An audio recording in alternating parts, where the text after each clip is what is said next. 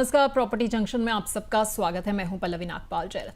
आज बात करेंगे एक ऐसे ट्रेंड की जिसने पूरे रियल एस्टेट सेक्टर में नई जान फूंक दी है। FY25 में रियल एस्टेट कंपनियों ने 32,000 करोड़ रुपए से अधिक की रिकॉर्ड फंडिंग जुटाई है, यानी पिछले साल से करीब 3 गुना ज्यादा। यही नहीं, रीट्स ने तो पिछले 12 महीनों में रिटर्न दिया है लगभग 18% का, जबकि सेंसेक्स का रिटर्न जो है वो 6% के आसपास रहा। तो सवाल ये उठता है कि क्या रियल एस्टेट में अब वापसी का दौर शुरू हो गया है, और क्या रीट्स आज के दौर के स्मार्ट इन्वेस्टमेंट के टूल्स जो हैं वो बनते जा रहे हैं। तो इसी बारे में आज हम बात करने जा रहे हैं और शो में चर्चा जो रहेगी वो इसी के इर्द गिर्द रहेगी। तो आज आपको बता देते हैं कि शो में हम किस किस मुद्दे पर चर्चा करेंगे। हम आपको ये बताएंगे कि रीट्स ने सेंसेक्स से बेहतर आखिरकार रिटर्न जो है वो कैसे दिया है। इसके अलावा बात इस बारे में होगी कि क्या रियल एस्टेट फिर से एक बार चमकेगा। हम आपको ये भी बताएंगे कि रीट्स या प्रॉपर्टी, इनमें से बेहतर विकल्प जो है वो आपके लिए कौन सा है। साथ ही बात इस बारे में कि आपकी निवेश की रणनीति जो है वो कैसी होनी चाहिए। तो चर्चा की शुरुआत करेंगे, लेकिन उससे पहले ये देखते हैं कि क्या हुआ जब भोपाल के अनुराग मेहरा ने फ्लैट की जगह रीट्स में निवेश किया। भोपाल के रहने वाले 38 वर्षीय अनुराग मेहरा पहले निवेश के नजरिए से एक फ्लैट खरीदने की सोच रहे थे, लेकिन डाउन पेमेंट, होम लोन और किराएदार के झंझट से वो परेशान हो गए। फिर उन्हें पता चला REITs यानी कि रीट्स के बारे में, जहां सिर्फ 10,000 रुपए से भी रियल एसेट में निवेश किया जा सकता है। उन्होंने 2 लिस्टेड REITs में निवेश किया और साल भर में 18% के करीब रिटर्न मिला, यानी ना कोई प्रॉपर्टी टैक्स, ना मेंटेनेंस, फिर भी हर तिमाही में डिविडेंड। क्या यही स्मार्ट इन्वेस्टमेंट है या फिर एक बबल? तो ये स्मार्ट इन्वेस्टमेंट का टूल है या फिर बबल है, इस बारे में आज हम चर्चा करेंगे। और मुद्दे पर बात करने के लिए हमारे साथ खास मेहमान भी जुड़ रहे हैं। हमारे साथ माई वेल्थ ग्रोथ के को फाउंडर और CFP हर्षद चेतनवाला जुड़ रहे हैं। हर्षद जी, आपका बहुत बहुत स्वागत है। पल्लवी जी, बहुत बहुत धन्यवाद। Thank you very much. तो सबसे पहले जरा हमारे दर्शकों को यही समझाइए कि हम रीट्स की बात तो करे जा रहे हैं, लेकिन आखिरकार ये रीट्स क्या होते हैं, कैसे काम करते हैं। जी, तो देखिए, आई थिंक आपने इंट्रोडक्शन में जो बताया कि आप कैसे एक छोटे अमाउंट से, जैसे आपने जो आई थिंक अनुराग की जो स्टोरी बताई थी, जहाँ पे वो 10,000 रुपीज से 10,000 रुपए से वे एक रियल एस्टेट इन्वेस्टमेंट्स कर पा रहे हैं। तो रीट्स बेसिकली, अगर हम रीट्स की बात करें, REITs यानी रियल एस्टेट इन्वेस्टमेंट ट्रस्ट, ये एक ऐसा टूल है, इन्वेस्टमेंट टूल, जहाँ पे आप एक हाई क्वालिटी कमर्शियल प्रॉपर्टीज हो गई, जैसे कि ऑफिस स्पेस हो गया या फिर शॉपिंग मॉल हो गया, उसमें आप निवेश कर सकते हैं। और इसको निवेश करने के लिए आपको जैसे एक डीमैट अकाउंट की जरूरत है, जैसे आप कोई शेयर खरीदते हो वैसे ही। देखिए, ये एक कॉन्सेप्ट जो है इंडिया में अभी तक उभर रहा है, और ये खास करके अब्रॉड में अगर हम देखेंगे तो वहां पे इसके बारे में बहुत ही ज्यादा चर्चा होती है। At the end of the day, real estate जो है एक इम्पॉर्टेंट पार्ट बन सकता है हमारे और आपके और सारे इन्वेस्टर्स के पोर्टफोलियो का, लेकिन सबसे बड़ी पॉइंट आती है वो है अफोर्डेबिलिटी, राइट। आज के समय में अगर हमको कोई कमर्शियल स्पेस लेना है या फिर अगर इवन रेसिडेंशियल स्पेस लेना है, तो एज एन इन्वेस्टमेंट अमाउंट वो काफी बड़ा हो जाता है। तो रीट्स जो है वो एक अपॉर्चुनिटी बनाती है जहां पे आप रियल एस्टेट प्रोजेक्ट्स में इन्वेस्ट करें। तो जिस तरह से म्यूचुअल फंड्स है पल्लवी जी, जहाँ पे हम आप जैसे बहुत सारे निवेशक एक साथ पैसा लेके, एक पूल वाला पैसा लेके हम जाते हैं फंड मैनेजर के पास और अपना पैसा जो है वो देते हैं एक फंड मैनेजर को। उसी तरीके से समझ लीजिए, अब हम सभी को रियल एस्टेट में निवेश करना है, और जैसे म्यूचुअल फंड्स के अलग कंपनीज है, वैसे रीट्स ऑफर करने वाली कंपनीज है, वो हमारा पैसा लेकर, ठीक है, हमको जो है वो एक प्रॉपर्टी में यूनिट्स प्रोवाइड करती है, राइट। तो उसके हिसाब से जिस तरह से प्रॉपर्टी की प्राइस ग्रो करती है, या फिर उसमें जो डिविडेंड आता है, dividend in the form of rental yield जो आता है, वो आपको पास ऑन होता है। तो ये है in a very simple terms REITs किस तरह से काम करता है। ठीक है, तो आई होप सारे दर्शकों को बहुत अच्छे से हम यहाँ पर समझ आ गया होगा कि रीट्स आखिरकार क्या है। लेकिन हर्षद जी, एक बड़ा सवाल ये है कि अचानक ऐसा लग रहा है कि पता नहीं कैसे हो गया, लेकिन सेंसेक्स से ज़्यादा रिटर्न जो है वो रीट्स के थ्रू आ रहा है। तो आपको क्या लग रहा है इसके पीछे कौन सी बड़ी वजह हो सकती है, कौन से फैक्टर्स है? इसके साथ हमने ये भी देखा कि FY25 में रियल एस्टेट फंडिंग में भी 3 गुना उछाल जो है वो देखने को मिला। तो ये क्या हो रहा है अचानक रियल एस्टेट में, ये क्या दिख रहा है हमें? जी, तो मैं स्टेप बाय स्टेप बताऊंगा, अपनी अपनी अपनी जो ऑब्जर्वेशंस हैं वो मैं शेयर करूंगा पल्लवी जी। तो पहली चीज ये है कि अगर हम बात कर रहे हैं कि रियल एस्टेट स्पेस में इतनी फंडिंग जो है, राइट, वो इतनी बड़ी है, तो देखिए, एक है कि अगर आप देखेंगे तो नियर टर्म रिटर्न्स जो रियल एस्टेट के इन्वेस्टमेंट्स पे है वो काफी अच्छे रहे हैं। और ये फंडिंग का जो दौर है, और या फिर जो वो कहते हैं ना कि एक एक एक अफेक्शन जो हो गया वो पर्टिकुलर एसेट क्लास में निवेश करने के लिए, तो वो जो है वो हमने ऑलमोस्ट जनवरी ऑनवर्ड्स हमने ये ट्रेंड देखा था, जहां पे हमने देखा कि रियल एस्टेट में एक रुचि जो है निवेशकों की, और वो बढ़ रही है, राइट। तो ये जो है ये एक इम्पॉर्टेंट फैक्टर है। और ये जो फंडिंग जो आ रहे हैं, हो सकता है कि उसके दो प्राइमरी रीजन हो। पहली चीज ये है कि जैसे मैंने कहा कि एक नियर टर्म रिटर्न, जिस तरह से रिटर्न्स और इंटरेस्ट जो बढ़ा है रियल एस्टेट के स्पेस में, और एक और हमारी राय में तो ये है कि इंटरेस्ट रेट भी एक बहुत ही इंपॉर्टेंट फैक्टर है। अगर आप देखेंगे तो धीरे धीरे करके इंटरेस्ट रेट जो है वो बहुत कम हो चुके हैं। और बहुत सारे जगह पे मैं इतने लोगों से मिलता हूँ और बहुत सारे लोग बोलते हैं कि ये इंटरेस्ट रेट हमने कभी देखा नहीं था इन पास्ट, राइट।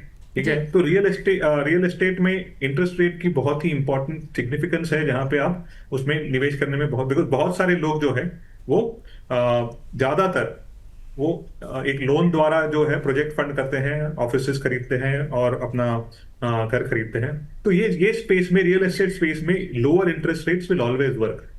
तो ये कुछ फैक्टर्स हैं जहां पे रियल एस्टेट में जो जो जो फंडिंग जो बढ़ी है या फिर रुचि जो बढ़ी है, उसके लिए हो सकती है। आते हैं दूसरे पॉइंट में, जो रियल एस्टेट और सेंसेक्स के कंपैरिजन में। देखिए, ये दोनों अलग एसेट क्लास है पल्लवी जी, और मैं आपके शो के द्वारा ये गुजारिश करूंगा कि इन दोनों को कोई भी निवेशक इसको क्लब ना करे। इनकी तीनों की अलग सिग्निफिकेंस है। स्टॉक मार्केट्स की एक अलग सिग्निफिकेंस है, उसका एक अलग तरीका है, नेचर है, और रियल एस्टेट का एक अलग नेचर है। नियर टर्म में ऑफकोर्स जैसे आपके जो आंकड़े बता रहे हैं कि अराउंड 18%, 17 से 18% जो है वो रियल एस्टेट का रिटर्न है एक साल का। और सेंसेक्स आई थिंक अराउंड 5.5-6% के आसपास का सेंसेक्स का रिटर्न होगा। तो ऐसे भी सिनेरियो रहे हैं इन पास्ट जहां पे रियल एस्टेट यानी रीट्स का परफॉर्मेंस जो है वो कम रहा है और स्टॉक मार्केट जो है वो बेटर किया है। तो ये दोनों जो है अलग एसेट क्लास है, राइट। ठीक है, और इनकी अपनी अपनी हर एक एसेट क्लास की एक खूबी होती है, कुछ प्रोज होते हैं, कुछ कॉन्स होते हैं, राइट। तो इसको जो है आप क्लब ना करें, और कोई भी इन्वेस्टमेंट हो, या फिर वो म्यूचुअल फंड जैसे इक्विटी ओरिएंटेड म्यूचुअल फंड, या फिर डायरेक्ट स्टॉक्स हो, या फिर रीट्स हो, केवल शॉर्ट टर्म परफॉर्मेंस के बेसिस पे निवेश ना करें, उसके एसेट क्लास को समझ के फिर निवेश करें। एक और इंपॉर्टेंट पॉइंट कि पिछले साल अगर हम देखेंगे यही टाइम पे स्टॉक मार्केट्स वर सर्जिंग, तो स्टॉक मार्केट जो है उसका प्राइस जो है ना, उसके जो लेवल जो है वो बढ़ रहे थे, राइट। तो अभी अगर आप ईयर ऑन ईयर पे देखेंगे, तो उसमें आपको रिटर्न्स जो है वो आपको म्यूटेड लगेंगे, बहुत कम लगेंगे, क्योंकि लास्ट टाइम आई थिंक 26 सितंबर के आसपास जो है मार्केट पीक हो गया, राइट। और अभी हम वापस ऑलमोस्ट जुलाई के मिड में है और मार्केट ऑल टाइम पीक पे है। ठीक है, तो ये जो पूरा साइकिल जो है उसमें अगर आप देखेंगे तो रिटर्न्स कम ही दिखेंगे, राइट। तो एक ही चीज है कि आप रीट्स को एक एसेट एलोकेशन, जो आपको ये इंस्ट्रूमेंट जो है वो आपको रियल एस्टेट में एक एलोकेशन देने का मौका देता है, राइट। ठीक है, और वो भी एक नॉमिनल अमाउंट के साथ। ठीक है, तो अगर आपको भी रियल एस्टेट पे एलोकेशन चाहिए तो रीट्स आपके लिए एक अच्छा मौका जो है वो साबित हो सकता है। इसमें जो है आप एक छोटे अमाउंट के साथ शुरुआत कर सकते हैं। लेकिन अगर मैं बात करूं भारत की, तो भारत जैसे देश में आपको क्या लगता है रीट्स कितने लोकप्रिय हैं? क्योंकि मैंने देखा है कि विदेशों में तो इनकी स्थिति फिर भी थोड़ी बेहतर है। जी बिल्कुल। सो विदेश में रीट्स एक प्रोमिनेंट इन्वेस्टमेंट एवेन्यू भी बन सकता है, या कि वहां पे आप देखेंगे तो बहुत सारे निवेशक ऐसे रिटेल इन्वेस्टर्स जिनको रियल एस्टेट में इन्वेस्ट करना है वो रीट्स को फॉलो करते हैं। अगर मैं बात करूं इंडिया की, तो इसमें कोई डाउट नहीं है पल्लवी जी कि इंडिया में वो मार्केट नहीं है। आई थिंक मेरे हिसाब से ये प्रॉब्लम ये है कि ऑप्शंस कम है।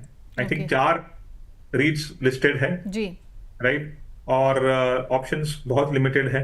दूसरी चीज ये है कि जिस तरह से लोग इक्विटीज को समझ रहे हैं इतने सालों से, डेट को समझ रहे हैं, बॉन्ड मार्केट को समझ रहे हैं, गोल्ड को समझ रहे हैं, राइट, तो ये इसमें है ना बहुत सारी जानकारी अभी तक आई नहीं है, राइट।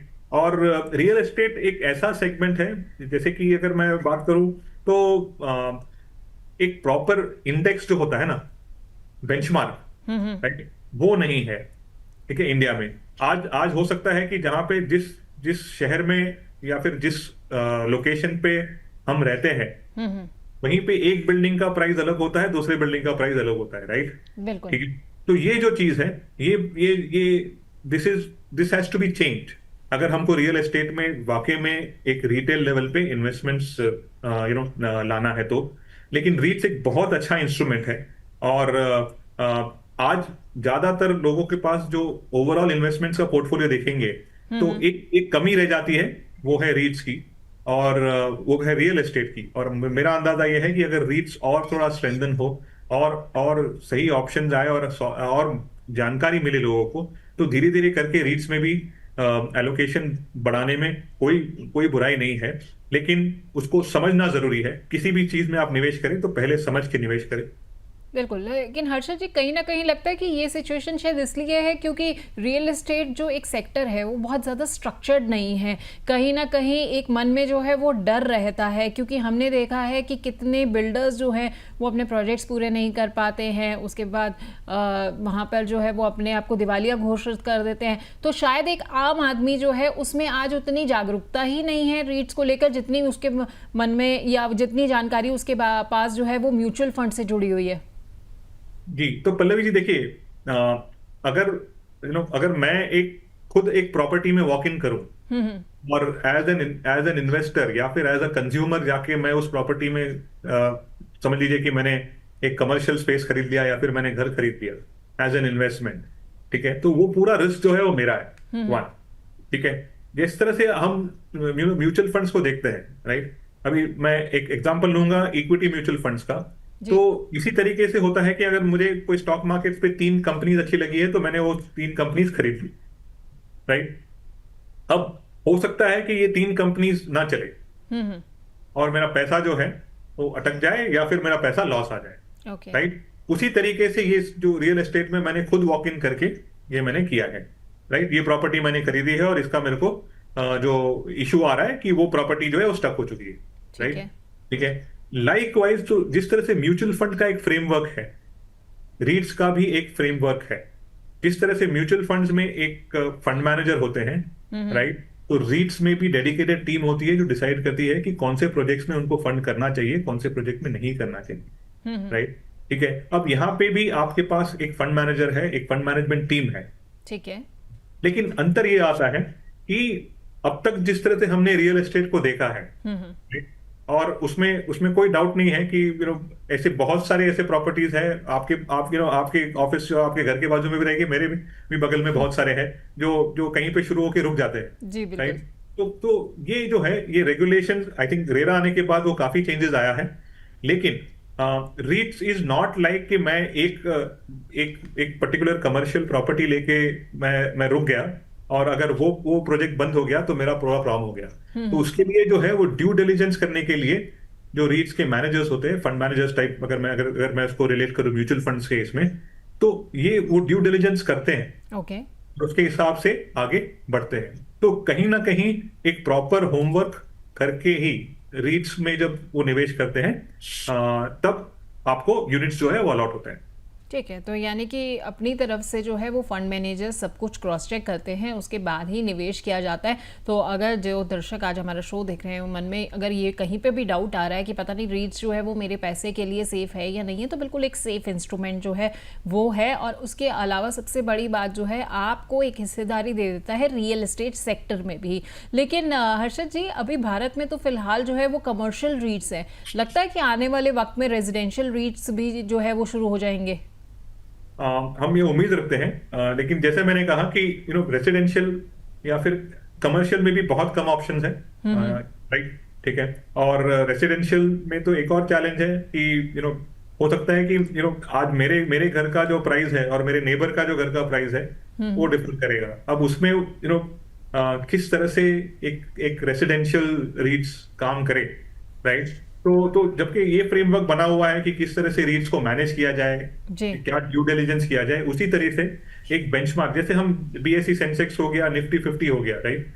ये बेंचमार्क है जो बताते हैं कि ये मार्केट किस तरफ जा रही है। उसी तरीके से अगर रियल एस्टेट का बेंचमार्क हो तब उसको कंपेयर करना। आज हम रीट्स को कंपेयर कर रहे हैं सेंसेक्स से, क्योंकि हमारे पास उसका कोई इंडेक्स ही नहीं है। जी बिल्कुल। जबकि ये दोनों अलग एसेट क्लास है, दोनों की रिस्क अलग है, दोनों की पोटेंशियल अलग है। ठीक है, तो दोनों अलग एसेट क्लास हैं, दोनों की रिस्क अलग है, पोटेंशियल अलग है, पर चूंकि जैसा कि हर्षद जी ने बताया बेंचमार्क ही नहीं है रीट्स को कंपेयर करने के लिए, तो सेंसेक्स और रीट्स में जो है उनके रिटर्न में कंपैरिजन हो रहा है। खैर हर्षद जी, इस बीच में हमारे पास कुछ दर्शकों के सवाल आ गए हैं, तो कुछ सवालों को शामिल कर लेते हैं, उसके बाद अपनी चर्चा को आगे बढ़ाएंगे। पहला सवाल जो हमारे पास आया वो लुधियाना से प्रिया शर्मा का है। ये कह रही है कि मैं फर्स्ट टाइम निवेशक हूँ, तो क्या मुझे प्रॉपर्टी सीधे खरीदनी चाहिए या फिर रीट से शुरुआत करना बेहतर रहेगा?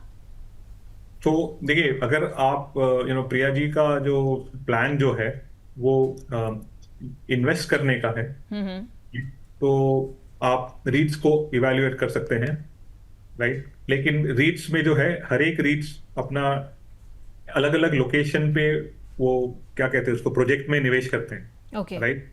ओके, सो उसको आप समझ के फिर निवेश करें। हो सकता है आप अगर लुधियाना से हो और आपको केवल लुधियाना की मार्केट के बारे में जानते होगे और आप उसको बेंचमार्क बना रहे हो, आपको लगता है कि जिस रेट से लुधियाना का प्रॉपर्टी या फिर रियल एस्टेट ग्रो करेगा, उसी तरीके से समझ लीजिए जो रेट जिसने बैंगलोर में निवेश किया है वो ग्रो करेगा, तो वैसा नहीं होगा। ठीक है, वैसा नहीं।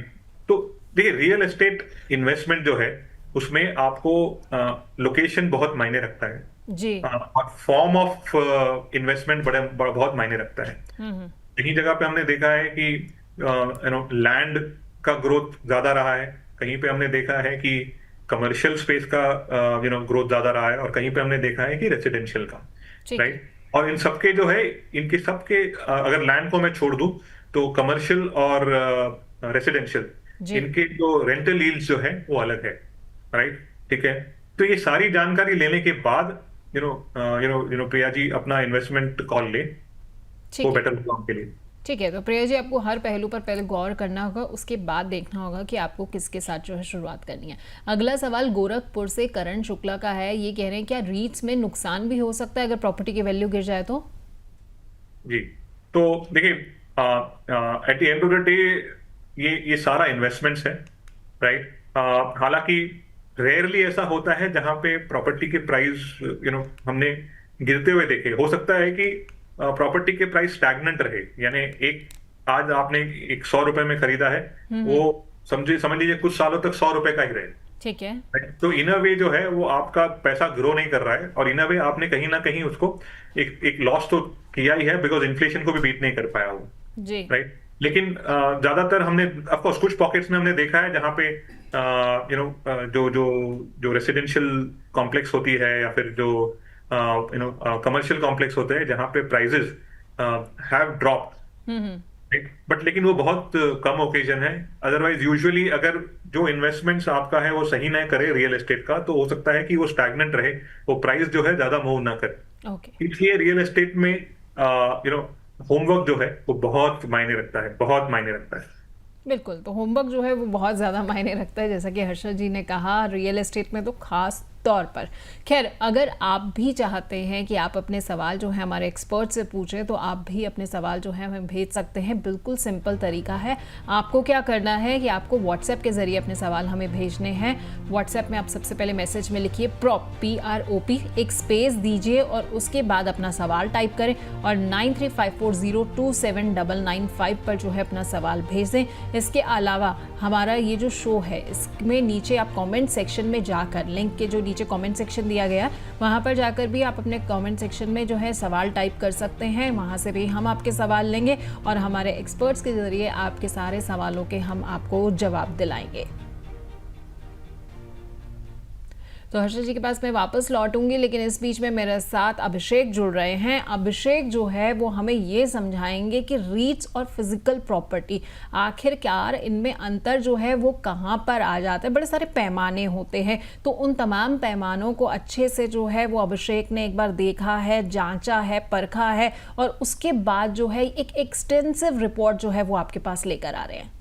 Thank you Pallavi. रीट्स जो है वो रियल एस्टेट में निवेश करने का बहुत ही बढ़िया ऑप्शन है, लेकिन फिजिकल प्रॉपर्टी से कितना ये अलग है, कितने बेनिफिट्स इसमें होते हैं और दोनों के बेनिफिट्स और प्रोज और कॉन्स जो हैं वो क्या क्या होते हैं, एक एक करके पॉइंटर के जरिए जरा उसको समझने की कोशिश करते हैं। जैसे कि आप स्क्रीन पर देख सकते हैं, ओनरशिप के मामले में अगर उसका पैमाना देखें तो रीट्स में आंशिक ओनरशिप होती है, क्योंकि वो सिर्फ शेयर बाजार से रिलेटेड होती है, तो वहाँ पर आप लिमिटेड ही आप एक तरह से उसमें निवेश कर सकते हैं। लेकिन प्रॉपर्टी में पूर्ण आप उसके स्वामी होते हैं, क्योंकि आपने जो प्रॉपर्टी खरीदी है वो ऑन पेपर आपका नाम भी उसमें होगा, तो आप उसके पूर्ण एक तरह मतलब जो पूरे आप ओनरशिप उसकी आपके पास रहेगी। वहीं निवेश की राशि की अगर बात करें तो आप मिनिमम यहाँ पर 1,000 रुपये से 5,000 रुपये के बीच में एक तरह से आप उससे शुरुआत कर सकते हैं, जस्ट लाइक स्टॉक मार्केट, जैसे कि आप उसमें निवेश कर सकते हैं। वहीं अगर प्रॉपर्टी की बात करें तो प्रॉपर्टी ऑब्वियसली बात है कि लाखों और करोड़ों रुपए की होती है, तो फिर वहाँ पर आपको ज़्यादा इन्वेस्टमेंट करना पड़ेगा। लिक्विडिटी की बात करें तो फिर ये यहाँ पर लिक्विडिटी रीट्स में ज़्यादा होती है, आसानी से आप बेच सकते हैं। आपने जैसे कि आप शेयर्स को जैसे आप बाय और सेल करते हैं, वैसे ही आप रीट्स को एक तरह से इसके ज़रिए आप तुरंत ही आप उसको बेच सकते हैं। वहीं अगर प्रॉपर्टी की बात करें तो फिर यहाँ पर लिक्विडिटी जो होती है वो काफ़ी कम होती है, आप जल्दी नहीं बेच पा सकते हैं उसको, क्योंकि उसके लिए आपको पहली बात तो एक सेलर आपको एक ढूंढना पड़ेगा। उसके बाद उसमें कई सारी लीगल फॉर्मेलिटीज़ होती हैं, पेपर वर्क्स होते हैं, तो प्रोसेस काफ़ी लंबा होता है, इसलिए यहाँ पर लिक्विडिटी जो होती है वो थोड़ी सी इसमें कम होती है। डाइवर्सिफिकेशन की अगर बात करें तो फिर हाँ, रीट्स में डाइवर्सिफिकेशन है, एक साथ कई प्रॉपर्टीज़ में आप निवेश कर सकते हैं, क्योंकि ट्रस्ट जो होता है वो एक तरह से कई सारे रियल एस्टेट प्रोजेक्ट्स में निवेश करता है, तो उसके ज़रिए आप भी इसमें कई सारी प्रॉपर्टीज़ में निवेश कर सकते हैं। वहीं अगर यहाँ पर प्रॉपर्टी की बात करें तो फिर ऑब्वियस बात है कि यहाँ पर डाइवर्सिफिकेशन नहीं हो सकता है, क्योंकि आमतौर पर एक ही प्रॉपर्टी में ही आप एक टाइम पे आप निवेश कर सकते हैं। वहीं अगर रखरखाव की अगर बात करें तो फिर जिम्मेदारी रीट्स की कंपनी की होती है, वही सारी चीज़ें उसमें देखती है, उसकी पूरी रिस्पॉन्सिबिलिटी होती है। लेकिन अगर प्रॉपर्टी की अगर बात की जाएगी तो फिर वहाँ पर आपको ही उसका पूरा रखरखाव देखना पड़ेगा, पूरी केयर करनी पड़ेगी, उसकी जिम्मेदारी पूरी आपकी होगी। वहीं इनकम सोर्स की अगर बात करें तो फिर यहाँ पर रीट्स का जो प्राइमरी सोर्स होता है वो किराया होता है, यानी कि रेंट होता है, प्लस डिविडेंड। अगर प्रॉफिट जैसे अगर वो कमा रही है रीट्स के जरिए इसमें कमाया जा रहा है, तो फिर डिविडेंड भी रीट्स के जरिए आपको मिलता है। वहीं प्रॉपर्टी की बात करें तो किराया तो आपको मिलता ही मिलता है, प्लस प्रॉपर्टी की कीमत बढ़ने पर भी आपको एक तरह से जो उसका एप्रिसिएशन होता है उसका फ़ायदा आपको मिलता है। जब आप सेल करोगे तो ऑब्वियस सी बात है उसमें आपको प्रॉफिट मिलेगा। सेबी रेगुलेटेड, जी बिल्कुल, रीट जो होता है वो सेबी से रेगुलेटेड होता है, तो उसमें जो भी रूल्स होते हैं वो सेबी के रूल्स के हिसाब से ही यहाँ पर इसका रेगुलेशन होता है। वहीं अगर प्रॉपर्टी की अगर बात करें तो नहीं, बिल्कुल भी नहीं, सेबी रेगुलेटेड ही ये नहीं होता है, यहाँ पर आपको खुद ही सारी चीज़ें मैनेज करनी होती, देखनी होती हैं। वहीं टैक्स बेनिफिट की अगर बात करें तो फिर रीट्स में लिमिटेड होता है, वो भी आपके डिविडेंड या आपकी जो इंटरेस्ट इनकम जो उसमें होती है उसके बेसिस पर ही कुछ कंडीशंस के हिसाब से ही आपको उसमें टैक्स बेनिफिट मिलते हैं, तो फिर ये लिमिटेड होता है। वहीं अगर प्रॉपर्टी की अगर बात करें तो पुराने रिजिम में अगर सेक्शन 24 और 80C जैसे कुछ बेनिफिट्स आपको मिलते हैं, वो भी प्रिंसिपल अमाउंट और जो आपका ब्याज होता है उससे रिलेटेड आपको इसमें टैक्स बेनिफिट प्रॉपर्टी में मिल सकते हैं। तो ये है कुल मिला के इन दोनों के बीच में कंपैरिजन। अब आप तय कर सकते हैं कि रीट्स बेहतर है कि फिजिकल प्रॉपर्टी में निवेश करना बेहतर है। Over to you Pallavi. बहुत बहुत शुक्रिया अभिषेक आपका, आपने बहुत अच्छे से जो है हमें ये समझा दिया है कि आखिरकार दोनों में अंतर जो है वो कहाँ पर आ जाता है, और काफ़ी एक्सटेंसिव जो है आप ये पूरी रिपोर्ट बना के लाए थे। बहुत बहुत शुक्रिया आपका। तो वापस चलती हूँ मैं। हर्षद जी, ज़रा ये समझाइए कि यहाँ पर हमने सब कुछ तो देख लिया, आपके अकॉर्डिंगली यहाँ पर रीट्स के क्या क्या फ़ायदे होते हैं, कहाँ कहाँ पर जो इसकी लिमिटेशंस आ जाती है, क्या क्या नुकसान रहते हैं? जी, तो देखिए, फायदा बिल्कुल है, बिकॉज ये एक अच्छा तरीका है रियल एस्टेट में इन्वेस्ट करने का। एक अगर मुझे रियल एस्टेट एलोकेशन करना है तो मैं मुझे बड़े पैसे की जरूरत नहीं है। जब मुझे एक प्रॉपर्टी खरीदनी है, जैसे आप अभिषेक कुछ समय पहले बता रहे थे कि अगर कोई प्रॉपर्टी खरीदनी है या फिर, तो उसमें बल्क अमाउंट लगता है। यहाँ पे वो बल्क अमाउंट की जरूरत नहीं है, और आप एक रीजनेबल अमाउंट से आप निवेश करना शुरू कर सकते हैं, और आपको जो रिटर्न्स जो है जी। वो दोनों चीजों का मिलता है। एक है कि जो जो रेंट आ रहा है, प्लस जो कैपिटल अप्रिसिएशन या फिर जो प्राइस अप्रिसिएशन जो होता है उसका भी, राइट? ठीक है। और लिक्विड है। जो देखिए, रियल एस्टेट का सबसे बड़ा चैलेंज होता है लिक्विडिटी, जी। राइट? अगर फिजिकल एसेट है तो लिक्विडिटी मुझे एक एक उचित या फिर जो जिससे मेरी वेवलेंथ बने वैसा कोई बायर ढूंढना पड़ेगा, या जो मेरे प्राइस पे अग्री करे, राइट? और उसको ढूंढने में समय लगता है, राइट? ठीक है। तो ये जो चीज है वो रीट्स में कंसर्न नहीं है। रीट्स लिस्टेड है, आपको जब खरीदना है तब आप उसको डीमैट अकाउंट में खरीदते जी। हैं, और एग्जिट भी आप कर सकते हैं। तो लिक्विडिटी काफी है।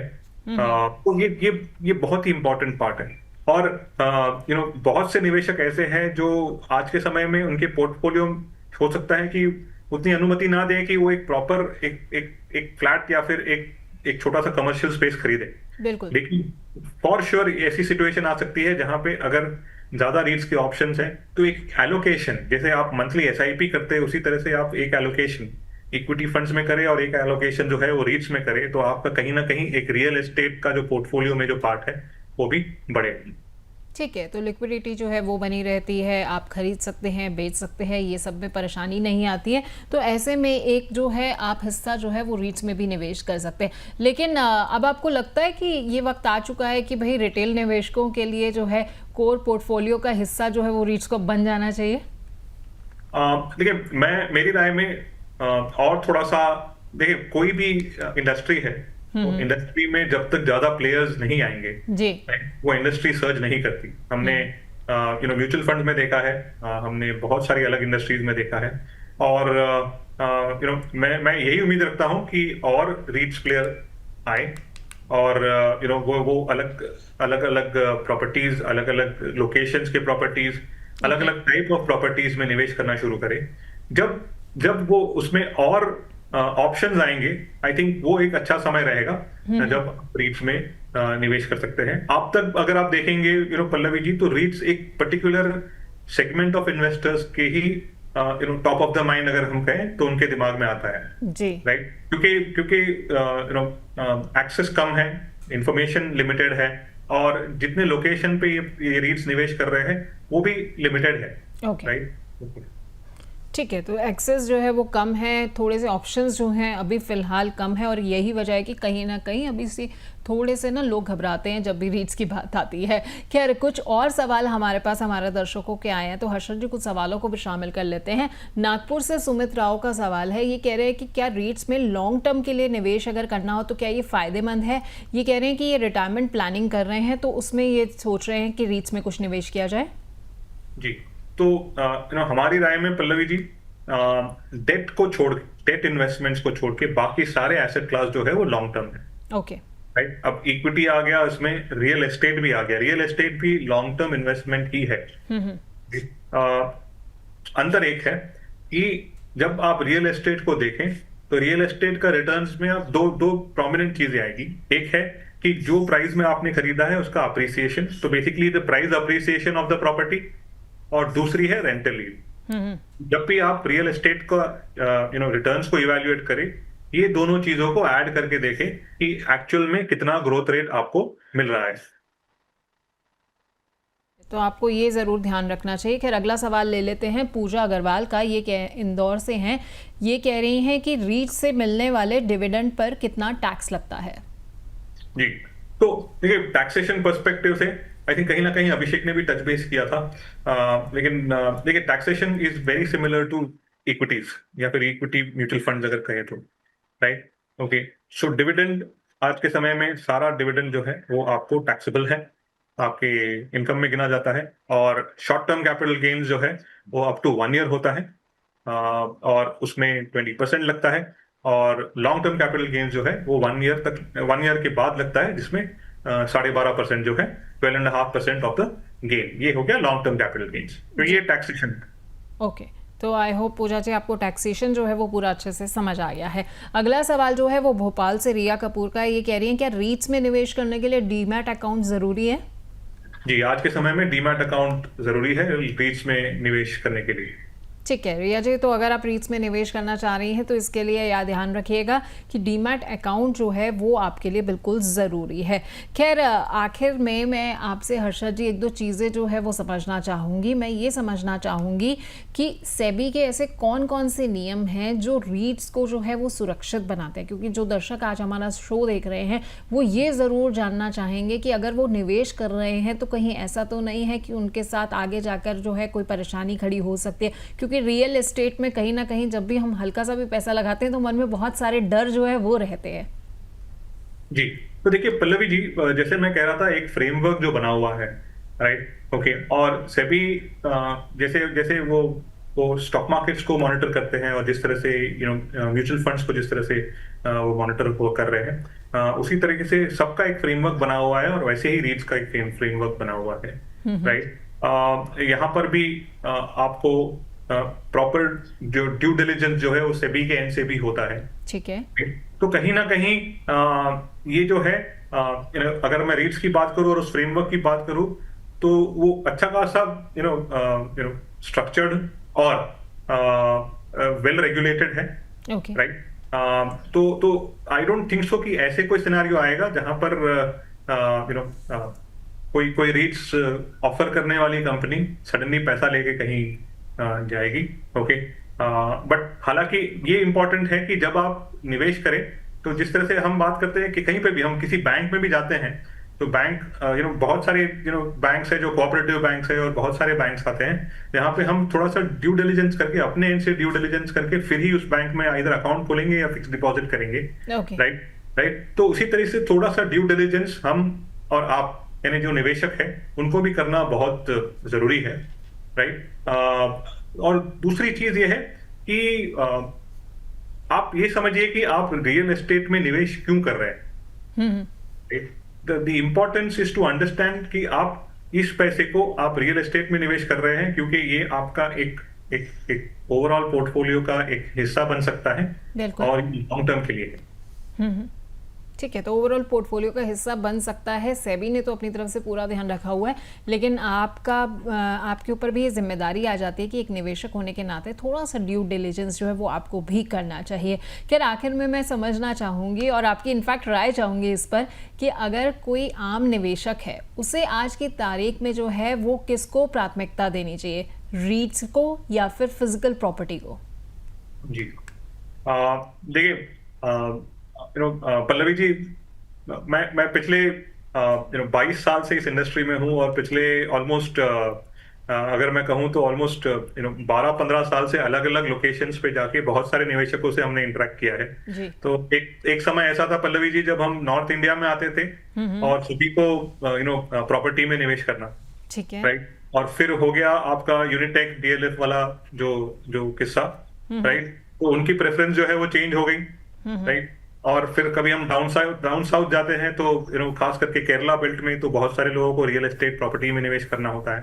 अब आप देखेंगे तो धीरे धीरे करके वो भी ट्रेंड जो है वो चेंज हो रहा है, राइट। देखिए मैं एक ही चीज कहूंगा कि रियल एस्टेट का एक अपना इंपॉर्टेंस है, सिग्निफिकेंस है, राइट। लेकिन आप एक चीज का सोच के चलिए कि कोई भी रियल एस्टेट खास करके फिजिकल प्रॉपर्टी ये आपसे एक बड़ा पैसा मांगेगी, ओके, राइट। और आप एक अपना जो ओवरऑल पोर्टफोलियो का एलोकेशन के हिसाब से करें। हमारे इंटरेक्शन में हमने बहुत समय ऐसा देखा है पल्लवी जी कि जब हम मिलते हैं किसी फैमिली से तो उनका आज के समय में अगर एलोकेशन देख ले, एसेट एलोकेशन, तो 70-80% रियल एस्टेट में होता है, राइट। ये इसलिए होता है क्योंकि उन्होंने केवल रियल एस्टेट में सारा पैसा डाला है, राइट। और अब जो है थोड़ा सा डाइवर्सिफाई करने की कोशिश कर रहे हैं, राइट। तो ये जो चीज है आप एलोकेशन के हिसाब से करें, राइट। और पहली चीज है कि आप जब देखिए हम और आप जब निवेश करते हैं तो एक चीज का ध्यान देते हैं कि एग्जिट यानी लिक्विडिटी का एक अलग बहुत सिग्निफिकेंस और महत्वपूर्णता है, बिल्कुल, राइट, ठीक है। तो ये जो है फिजिकल प्रॉपर्टी में नहीं आता। रियल एस्टेट इन्वेस्टमेंट्स में इतना आसान नहीं है आपको एग्जिट करना, राइट। तो जब आप पोर्टफोलियो बनाएं तो ये सारी चीजों का ध्यान दें, राइट। ओके, आप ग्रोथ रेट का ध्यान दें, आप ओवरऑल एसेट एलोकेशन का ध्यान दें, लिक्विडिटी का ध्यान दें। उसके हिसाब से आप बिल्कुल एक एलोकेशन रख सकते हैं। और मैं ये उम्मीद रखता हूं कि रीट्स में और प्लेयर आए, ओके, और ये बहुत ही हेल्पफुल होगा, क्योंकि ये बहुत सारे, आज इंडिया एक बहुत बड़ा मार्केट है। और मैं ये जानता हूं कि अगर ये फ्रेमवर्क और बहुत सारे प्लेयर्स और आ जाते हैं जब रीट्स में, I am pretty sure it will grow in parallel with like mutual funds में जो जिस तरह से ग्रोथ देखा है हमने, राइट। बिकॉज ये एक बहुत अच्छा मौका देता है कि मैं एक नॉमिनल अमाउंट से मैं एक एसेट क्लास, ये एसेट क्लास जिसमें ग्रोथ पोटेंशियल है, यानी इक्विटी के अलावा या इसके साथ मैं कर पाऊं। बिल्कुल, ये आपने बहुत अच्छे तरीके से जो है पूरा समअप कर दिया है कि आखिरकार कैसे जो है वो रीट्स किसके लिए बेहतर हो सकता है। और आपने बड़ी अच्छी बात की है कि लिक्विडिटी जो है वो हमें जो है रीट्स में जो मिल सकती है वो रियल एस्टेट में नहीं मिल सकती, क्योंकि कभी पैसे की ज़रूरत हो तो आपको पूरी की पूरी प्रॉपर्टी बेचनी होगी। ऐसा नहीं है कि आज हमने बाथरूम बेच दिया, आज हमने किचन बेच दी, आपको पूरा घर ही बेचना पड़ेगा, पूरी प्रॉपर्टी बेचनी पड़ेगी। लेकिन रीट्स में आप अपने अकॉर्डिंगली जो है थोड़े थोड़े यूनिट्स जो हैं वो बेच सकते हैं। क्यों, सही कहा हर्षद जी? बिल्कुल बिल्कुल। ठीक है, तो मैंने एक आम इंसान की तरह जो है आपको समझाने की तमाम दर्शकों को कोशिश की है कि भाई कैसे जो है वो रीट्स आपके लिए फ़ायदेमंद हो सकता है। और हर्षद जी ने तो पूरा आपको सब कुछ जो है वो बता दिया, A to Z पूरी जानकारी दे दी कि क्या जो है वो रीट्स की लिमिटेशंस हैं और क्या जो है उसके फ़ायदे हैं। तो बहुत बहुत शुक्रिया हर्षद जी आपका। धन्यवाद Pallavi ji, thank you very much. Thank you very much. तो आज हमने जाना कि FY25 में कैसे रियल एस्टेट सेक्टर में जो है वो रफ्तार लौट आई है, कैसे रीट्स ने जो है अपना नाम बना लिया है। कम पैसों में बड़ी प्रॉपर्टी में आपको हिस्सेदारी मिल जाती है, हर तिमाही में इनकम मिलती है और शेयर बाजार जैसी लिक्विडिटी भी मिल जाती है। यही रीट्स की असली ताकत है। लेकिन हर निवेश की तरह सही रिसर्च और सलाह के साथ ही आगे बढ़ना ज़रूरी हो जाता है। तो अगर आपने अब तक रियल एस्टेट को सिर्फ प्रॉपर्टी खरीदने तक ही सीमित समझा था, तो अब वक्त आ गया है कि आप अपना नजरिया बदलें। मिलेंगे अगले एपिसोड में एक नई प्रॉपर्टी इनसाइट के साथ। तब तक जुड़े रहिए और निवेश में समझदारी रखिए और साथ ही साथ इस चीज का ध्यान रखिए कि निवेश करने से पहले अपने निवेश सलाहकार की सलाह जरूर लीजिए। बहुत बहुत शुक्रिया आप सबका।